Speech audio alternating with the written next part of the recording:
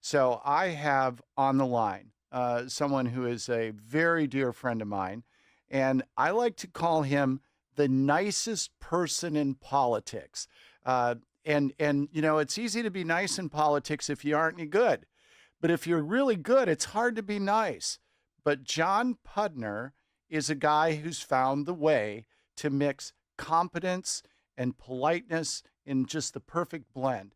So, John, are you there? Are you on the line with me? I am. Thank you. Thanks for coming, John. So, John sent me a note last night and he said, Brent, you always say I'm so nice, but if you get my title wrong, we're not friends anymore. So let me read what he wrote. Folks, John Pudner is the president of Freedom and Family Action, a new national group that's taking the model of Wisconsin faith and freedom nationwide. John, are we still friends? There we are. Thank you for delivering that. All right, there we go. So, folks, John's an interesting guy because he's a little bit like SpongeBob. He's on television every time you turn on the channel. But his work is really behind the scenes. And he's been involved with grassroots election efforts, voter turnout, and mapping out successful election strategies for a very, very long time, and played an incredibly significant role up in Wisconsin in the 2020 floor election in flipping that state back to one that was red. So, John, I want to start, since you were so emphatic about getting the title right. I want to start, by the way, folks, I'm kidding him about that. But tell us about the new initiative now of Freedom and Family Action and what it is you're doing. What is this next for John Pudner? Yes, we really are taking the model we felt like we perfected in Wisconsin last year. As you know, I had run faith-based turnout for the whole country in the 2000 presidential, and really wanted to focus on Wisconsin, just to your north there, just for the 2024. Thought, the way it went would be the way the country went on the presidential. So we honed it, and it was nice to just stay in one state just for that crucial year. But we kept getting calls after it as publicity got out that we'd gotten 402,000 voter comparisons out through churches, hoods, and put them in voters' hands. And we started to have people from all these other states call and ask, can you replicate the model here?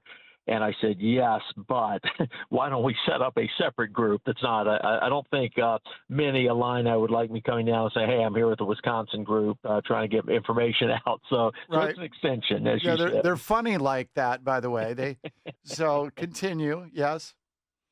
Yeah, so that is it. And really our model's been three things. It's getting into churches, and that's where people gather, particularly when you get in a little more rural area where you can't hit doors. We get to doors, and we've been door knockers for decades. And then we do handwritten postcards. If you get to an area where there's another 1,000 voters out there who don't always vote, but they vote conservative when they do, they're a little too spread out in an area to actually hit their doors, then the handwritten postcards kind of their trick. So it's really simple blocking and tackling. You get it to them in the church, you get it to them at their door, or at least you get a nice little handwritten postcard that someone writes out on why they should vote. So, wonderful model. Of course, what you did in Wisconsin was demonstrably effective. You're more than a boots on the ground technician. You're also a deep thinker, and you're very, very in tune. I've known for a long time about observing and spotting trends and what's happening. So I want to go back in time, and then I want to go forward in time. And we only have a little over a minute left in this segment, so we're just going to start with this, but we'll come back to it after the break. I want to know what we are really able to draw from the 2024 election results. When I take a look at it from a big picture standpoint, if we go back to 1980, because so many people associate, Trump's this election of his with Reagan's victory. And if we go back over those last 12 elections, what we know is this. First of all, Trump won 49.8% of the popular vote. That was the 9th best result out of the last 12 elections. One of the three that was worse was his own in 2016. also electorally, his victory was the eighth best. So what I'm looking at from those numbers, and people are talking about a golden age for America and all those things. I want to know what it really means, what we can really pull from the 2024 election, and where it might be a bridge too far. We'll have to do it after the break, but I gave such a long question. When we come back, I'll just say, John, take it. How's that? We'll run with it. All right. We'll be right back, folks. We are back, folks. Brent Hamachek sitting in for John Anthony. I've got John Pudner with me, who is an election turnout expert, great analyst on what we're seeing. John, I set you up before the break with some little statistics, basic stuff about the victory for Trump in 2024. And I asked you to tell us what you think we can really draw from 2024 in terms of knowledge, lessons, and what might still be left to be learned.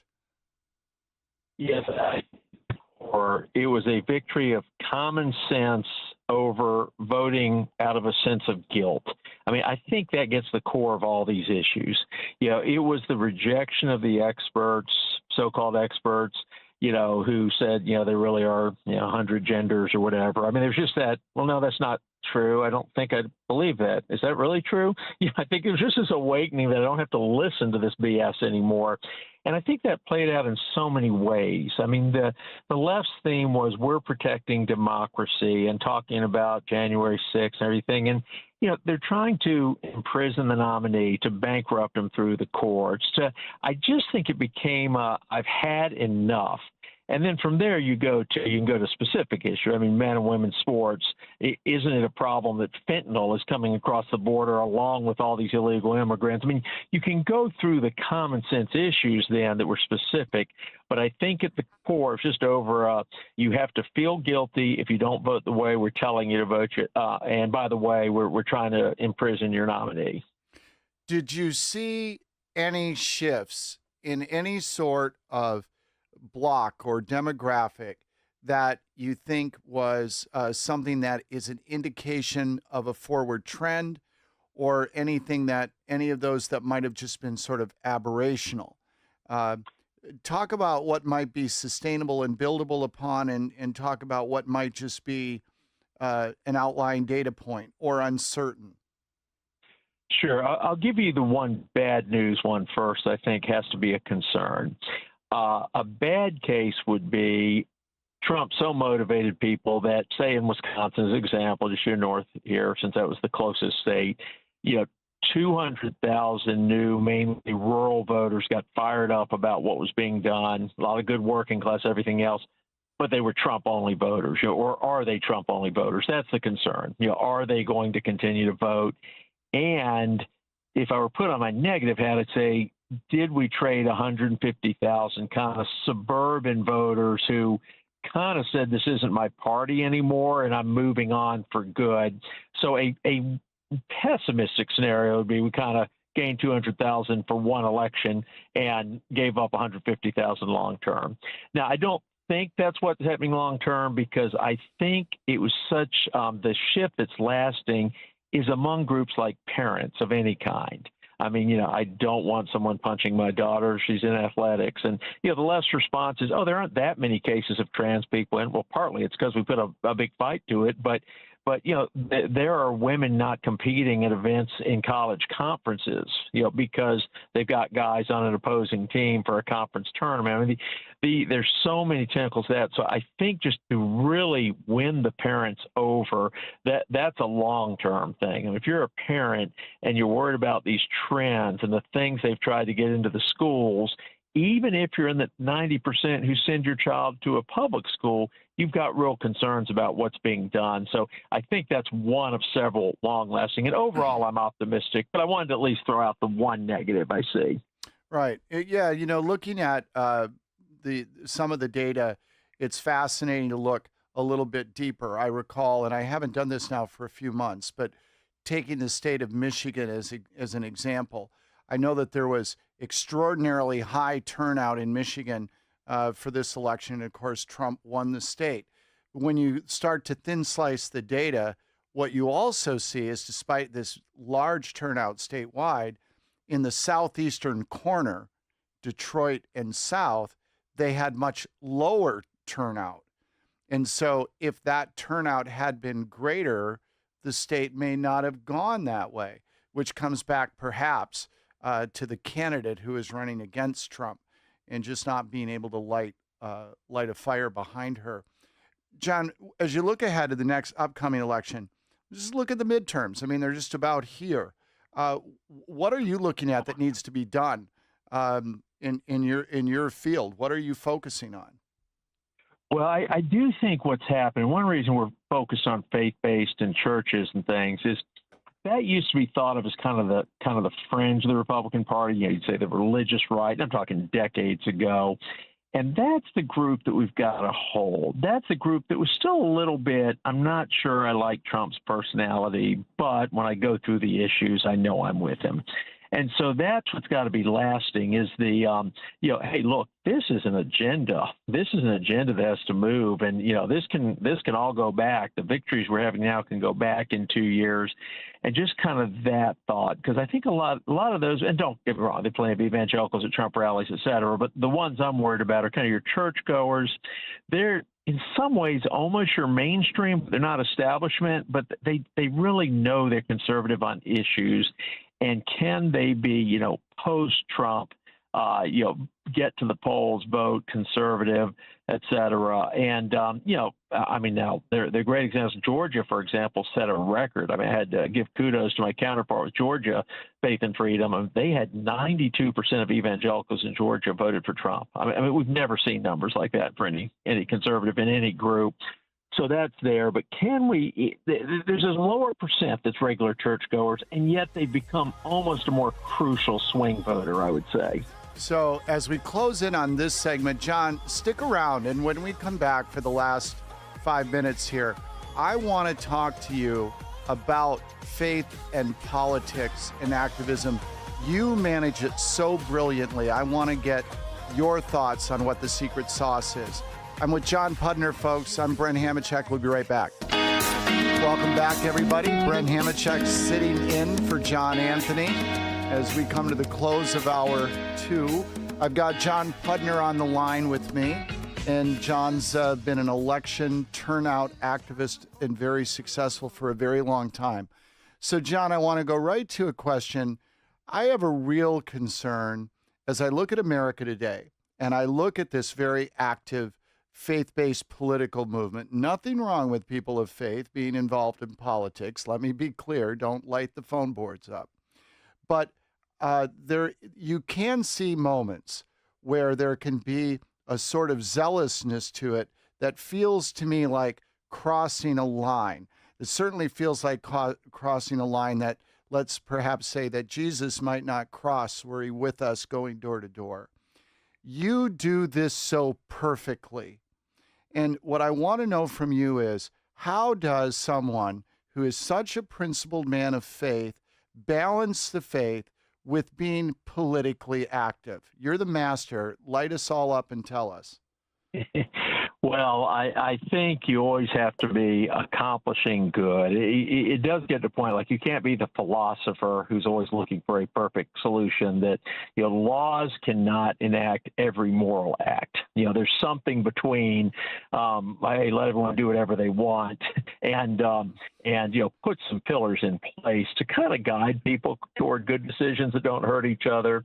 But I just think there's a sense that the left had gone so far to the other side that we don't have to be extreme on the right to win. And just to give you an example, the across the board people of faith. The Islamic Center of America in Dearborn, Michigan, is the biggest Islamic place of worship in North America. 70% of Muslims in Dearborn voted for Joe Biden. 34% voted for Kamala Harris. I think that just sums it up. All kinds of other issues, and despite Israel and everything else, now maybe that wouldn't be the same today, but there's still a core, even of a faith that's different. Another God of Abraham religion, but certainly so different from Judeo-Christian. And I just think to different degrees that played off throughout just the religious core. Hey, we had a Judeo-Christian underpinnings that really was necessary for democracy to flourish. And if you can go that far, without going further, then you've got your Lutherans and your Catholics in the Midwest, and and other groups. And that's it. We just, we've got to convince people that we need basic moral religious underpinnings. From there, you can decide, am I more libertarian, where these are just very, a few very specific things that at least set the state, but at least don't be anti-religion. And that's why I do think the IRS decision last week to put out that churches can now actually endorse. I think that's the biggest breakthrough since the Johnson Amendment. Since the Johnson Amendment, people of faith have been beaten down and told you can't be involved. And we just had to get past that, and now that's going to open the door and make it so much easier to do outreach and turnout. Terrific. John, tell everybody, we've got about a minute left here. Tell everybody how they can find and support your work. Absolutely. I hate to start this, I would still go to the WisconsinFFC.com, which is Wisconsin Faith and Freedom, just because we're getting the national organized.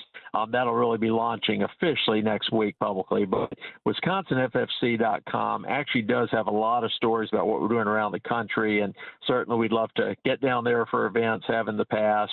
And I would just start there, sign up, where we have weekly newsletters. We'll be in touch with you if you sign up with us. Well, that sounds great. I encourage everybody to take a look and take a look at supporting John. John, thank you for joining me. I'll say in closing, and I started the conversation with John by saying this, folks, John Pudner is proof that you can get involved in a very dirty business and play it in a very clean way, maintain your integrity, and still get results. He sets a very good example for all of us to follow. Certainly, he's been a good example for me.